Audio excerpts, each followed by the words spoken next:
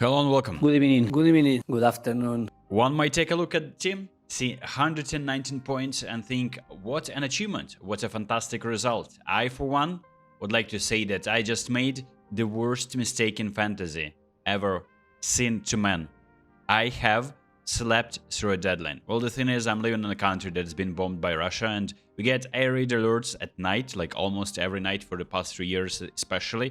And yeah, it just happened that I decided to take a quick nap after I was awake at 4 a.m. and I slept through that deadline, and I was about to activate the chip, that is the Moyes chip, and I recommended everyone to do that who was following my videos.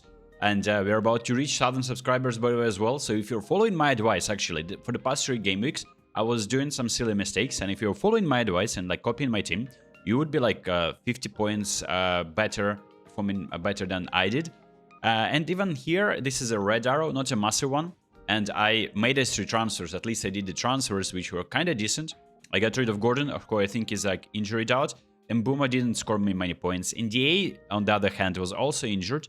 And I'm gonna be sharing more updates on what I'm planning to do with my strikers in the team selection part of the video. And then Pickford, who scored much more points than Fabianski, of course, who is now a second fiddle. And I decided to bench Raya. I still have Raya in my team. I just decided not to start him. That was actually a very good decision. Overall, the team is alright. The differential on Slobozai didn't pan out as I expected, and he may be yeeted out of my team. Trent apparently is now not injured as well anymore. He was introduced in the second half in the game against Everton. Didn't really deliver any points except for appearance. But in the first game against Bournemouth, out of all teams, thanks to some controversial refereeing decisions, you would say, they kept a clean sheet. And they didn't keep a clean sheet. In fact, they lost, or actually, wait a minute, they drew a game against Everton. So Moyes would have gotten me 20 points of these over my result, and I would be flying 140 almost points. I think it's 21 or 20 points. 140 points. That would have been 100k guaranteed.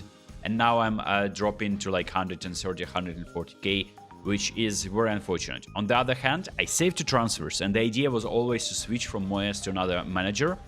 So a transfer bagged, that means that 4 points down the line that I will probably take a hit eventually, I will not be having to take a hit. So Moyes now is costing me, not activating Moyes this game, it costing me like 15 points, which is still kind of nice, and I can still catch up, right? So it costed me, I didn't lose my chip though, so I need to nail the chip. Quite handy tool that Ben Crellin has posted on his Twitter. I'm gonna be linking that in the description, and his plans for the double game week as well. Pretty interesting, and as you can see, his plans are using every chip in every like a small or big double game week, and he's not using anything in blank game week, which is blank game week only for a few teams.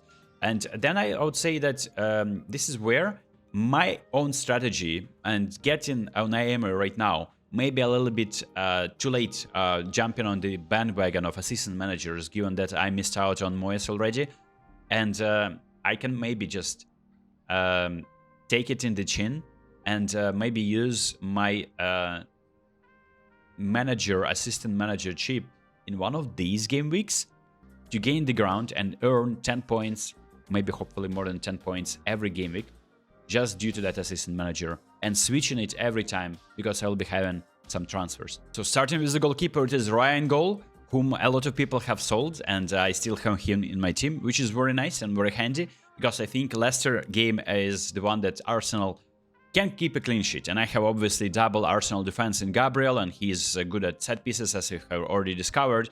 So I'll probably be expecting some points here, differential points, because people have Pickford, they're playing away. They have a few players, I think Ducora received a red card, so he won't be participating. And of course, they're another striker, so it's only better they're up front. They have Harrison, who is not really looking like he's equal substitute for NDA, as we already discovered from the game against Liverpool. NDA unfortunately injured in the beginning of the first half. Very sad to see that. And yeah, it's just my luck this season probably. But that is something that can everyone... It's so relatable though, like everyone has been in that situation when you believe a player, pick a differential, and he is letting you down. Although I wouldn't necessarily say that NDA was a massive differential for this game week.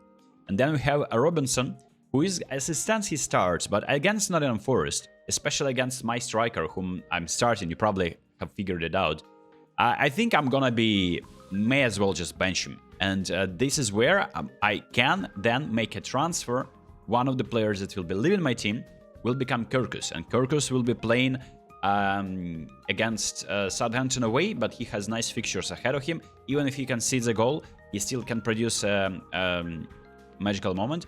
I don't have much money in the bank, but I have enough to get rid of Hall and get Kirkus in my team. As you can see, Hall is on my bench, but the third defender is still Trent. And this is actually another decision that I can take. This I think it's up to you. I think eventually I will be getting about the same amount of points, whatever I'm doing currently. Like, it will be not as monumental, fundamentally changing whatever the outcome I'm going to be receiving. I think I'm fine with even not making any transfers. But the idea is, of course, to have as many doublers as possible.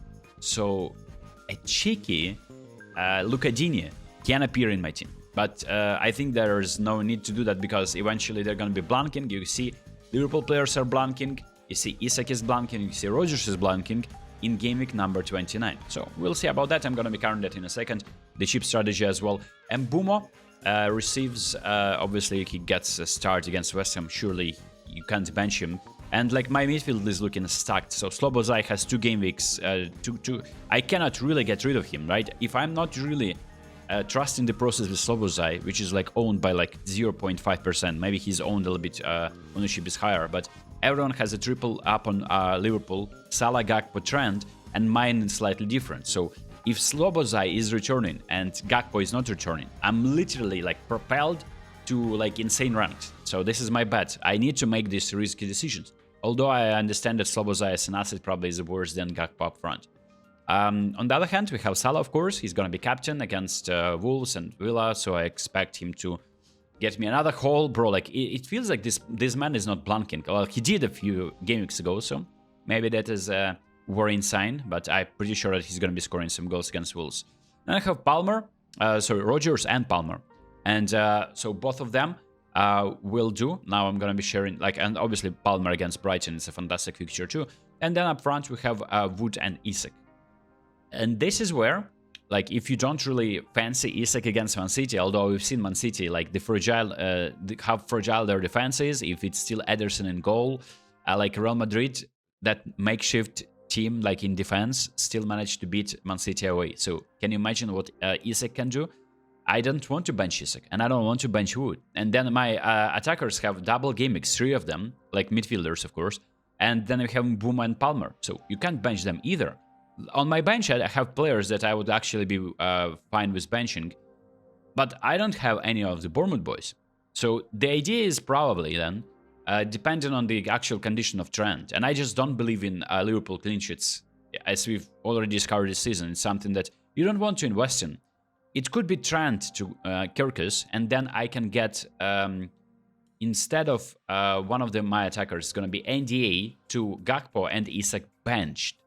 But benching Isak is probably it's just criminal, man.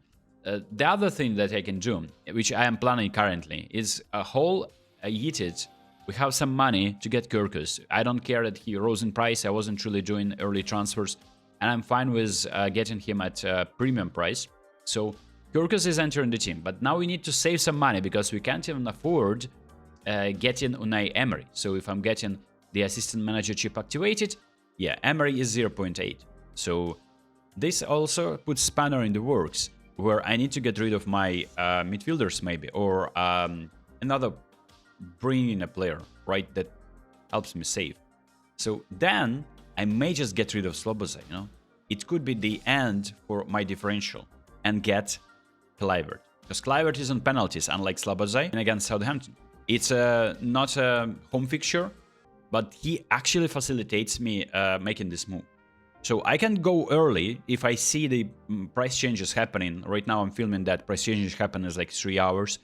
And I may just do that. And because I'm believing in Bournemouth assets. I still think that they will be delivering you double-digit hauls.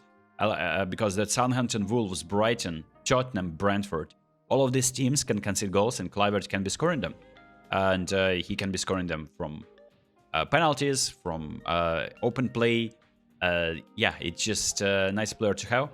And Kyrgios is a defender that has already shown that he likes to take a shot, maybe assist as well. I had him in before, and I was really impatient, and he had tough fixtures. He delivered once, and then he blanked a lot, and then he delivered again, but by the time he was already yeeted out of my team, and I'm bringing him back. I apologize, I was not familiar with the game. Actually was familiar, in fact.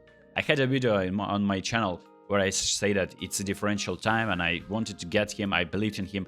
But then when they couldn't keep clean sheet against the likes of Ipswich, I was kind of disappointed. But that can be my team then. So I can actually go ahead and activate Emery. I was really impressed with the performance of Aston Villa against Tottenham. It's a nice bounce after their defeat in the Premier League. So now they have very exciting players up front. They have Rashford, they have Asensio, and if Watkins is returning, I might as well just do a cheeky hit and get Watkins, but no, I'm not doing that. Already my team looks stacked. So if you speak about the differentials and the moves that I will be doing, if these prices changes are not happening, I may just wait for, because the game week starts on Friday, by the way. And attention, it starts by the time you're watching, probably it's already tomorrow, nah? But that's like, you would want to make your transfers before potential price rises then, because you probably won't be getting any more info. So my starters will be then Kyrgios, Trent, and Gabriel. Robinson will be benched just because my attacker will be playing against Robinson. I'm not a big fan of having two players, especially in defense, that are just, I'm expecting a return from Wood, and then Robinson is obviously can provide an assist at any point. But yeah, I missed out on many points from Robinson on my bench. Probably gonna be one of those game weeks again. Then we have another midfield, very solid midfield. We have a manager activated, which I still am fine playing him against Chelsea, by the way. So I don't need to instantly knee-jerk and play like Iraola, for instance, right? Get another manager. I missed out on 15 points from Moyes, and I'm believing now in Emery. My plan was all along to get Emery right now in this game week. So if I had Moyes, I would still go for the same amount of transfers. So that would be -4 hit.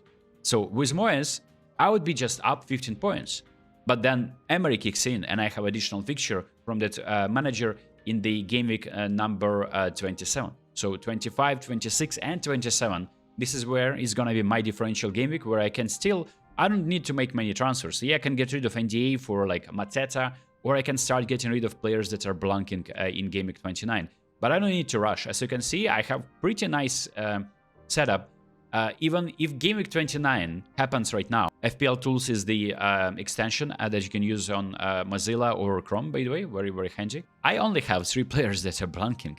I can bench them, and I don't need to use a free hit. And if you are in a position where you have a lot of players from Newcastle, and because that transfer is the transfer, I'm getting rid of Newcastle player here and Liverpool player here. So I'm thinking ahead.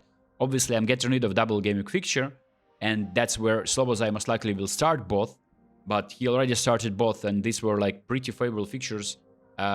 Just as favorable, I would say. Aston Villa away is just as difficult as Bournemouth away, probably right now. And then Wolves at home. Obviously, the other fixture for Liverpool was away. But yeah, that's where I will be probably regretting that I sold Slobozai. But at the same time, I'm like investing into Kluivert, who plays so many games, and he is playing for a team that is in form. Depending on, of course, the planner from Ben Crellin, as I already covered it at the beginning of the video. I think this is a very, very useful tool, and you can save that to navigate. As it stands, we don't know, like not a lot of these are confirmed, but the likelihood as well is indicated over here on top. Very nice. I appreciate Ben. I hope he doesn't mind me sharing that in my video. But that has been the team selection video. I hope you enjoyed this one. Sorry for not really having a lot of time. I wanted to prepare this video and post it without like really comparing the data. You probably have seen that on so many other channels. I'm here for differentials, and I know that Kluivert and Kyrgios are not necessarily differentials that in their own right, but for me, it will be a decision pending whether I'm going to activate my assistant manager or wait. Ipswich at home and Liverpool now without some of the key players, and we don't know if Trent is playing, and whether if he's not playing, maybe it's actually advantage Liverpool in a way. I don't know. It's pretty interesting. And then it's Chelsea at home, also nice fixture, you know. I might just activate him because he will facilitate these moves. I might just don't even make any transfers whatsoever and save them. I don't have to, by the way. My team looks fantastic. Without any of these moves, my team looks insane. Like, this starting 11 can cook. I, of course, don't have some of the Bournemouth players. But, yeah, that's been the team selection video. And the game week review in one. Hope you enjoyed this one. And hopefully I'm jinxing now everyone else around me. And I'm getting more points than my near rank. I see you in the next